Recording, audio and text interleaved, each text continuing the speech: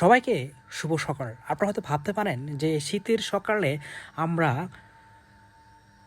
আগুন লাগিয়ে শীত নিবারণের চেষ্টা করতেছি। না, আমরা যারা অতিথি পাখি শিকার করে সেই ফাঁদ ধ্বংস করার চেষ্টা করতেছি। আসেন এবার বিস্তারিত জানা যাক।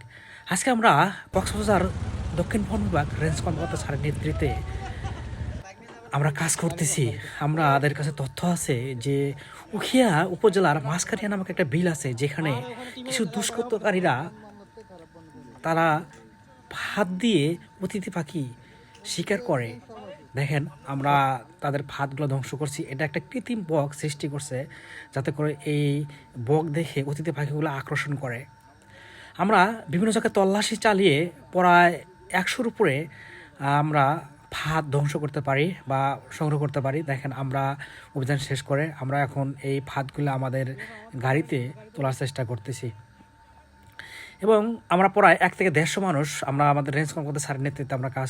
অবশেষে অভিযান চালিয়ে আমরা দেখেন বিভিন্ন ডাম্পার মাধ্যমে সেই জব্দকৃত মালামাল আমরা অফিসে নিয়ে আসার চেষ্টা করি। অবশেষে 17 বিটের মাসকারিয়া বিল এলাকা, এটা একটা ঐতিহ্যবাহী বিল। এখানে দেখেন শাপলা বিল হিসেবে পরিচিত, পর্যটক যায়। তো বিগত প্রায় 2 মাসের থেকে এখানে কিছু অসত পাখি শিকারী বিভিন্ন অতিথি পাখি এবং বক শিকার করে বিভিন্ন জায়গায় বিক্রি করে, এই ব্যাপারে আমাদের কাছে অভিযোগ আসে। এর আগে আমরা 3-4টার মতো অভিযান করে বেশ কিছু অতিথি পাখি এবং বক উদ্ধার করে আমরা প্রাকৃতিক পরিবেশে উন্মুক্ত করি।